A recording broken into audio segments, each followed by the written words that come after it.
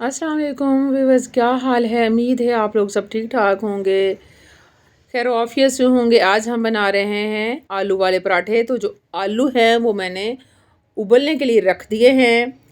तो ये देखें माशाल्लाह से आलू जो हैं वो उबल चुके हैं और मैंने आलूओं को छील भी लिया है। याद रहे कि जब आलू जो हैं उबालने के लिए रखने हैं तो सबसे पहले इस आलूओं को अच्छी तरीके से वॉश करना है, उसके बाद हमने उबलने के लिए रखने हैं।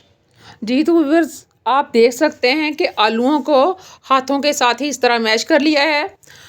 अब इसको मज़ीद बारीक करने के लिए हम कुंडी डंडे का सहारा भी ले सकते हैं, या जैसे भी आप इस फॉर्म में आपने लेके आनी है। हाथों के साथ भी आप अच्छी तरीके से कर सकते हैं, कोई गुठली ना रहे।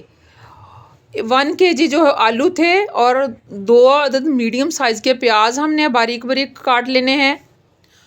प्याज जो है आप पीस भी सकते हैं, लेकिन हमने जो है वो काटे हैं इस तरीके से। ये देखें, अब प्याज हम आलूओं में ऐड कर देंगे।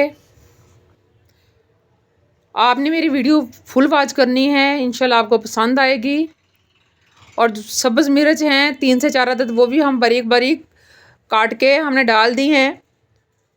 आप इनको सब्ज़ मिर्च को और प्याज को पीस भी सकते हैं, लेकिन हमने काट ली हैं। काटा भी जा सकता है बारीक बारीक और पीसा भी जा सकता है, ये आपके ऊपर है। अच्छा जी, ये देखें 1 चम्मच जो है नमक का मैंने इसमें डाल दिया है। नमक थोड़ा बहुत कम या ज़्यादा आप अपनी चॉइस के हिसाब से कम ज़्यादा कर सकते हैं। 1 चम्मच जो है सुरख मिर्च पाउडर मैंने डाल दिया है। ये मिर्च भी आप अपने टेस्ट के हिसाब से कम ज़्यादा कर सकते हैं। थोड़ी सी हम हल्दी डाल लेंगे, चुटकी भर। 1 चम्मच जो है हम ज़ीरा, साबुत ज़ीरा इसमें डालेंगे। अच्छा, ज़ीरा इसमें बहुत ही अच्छा लगता है पराठे में स्पेशली। वैसे तो हर चीज़ में, जिस चीज़ में ज़ीरा पड़ जाए उसमें चीज़ का मज़ा दुबाला हो जाता है, लेकिन पराठे में स्पेशली बहुत ही मज़े का लगता है। और सूखा धनिया 1/2 चम्मच जो मैं सूखा धनिया हमने ऐड कर दिया है, और हाथों के साथ इस तरह अच्छे तरीके से हम इनको मिक्स कर लेंगे।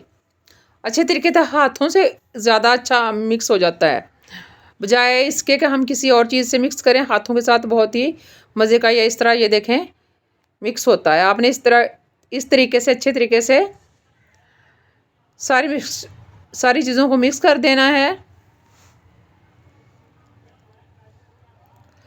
ये देखें माशाल्लाह से बहुत ही अच्छे तरीके से ये मिक्स हो चुका है।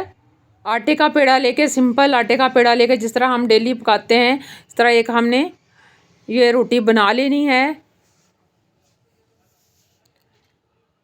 दरमियाने साइज़ की रोटी बना के उसके ऊपर हमने ये मिक्सचर सारा ऊपर अच्छी तरीके से ऐड कर देना है। ये देखें, आपने मेरे चैनल को लाइक शेयर सब्सक्राइब नहीं किया तो प्लीज़ जल्दी से कर दें,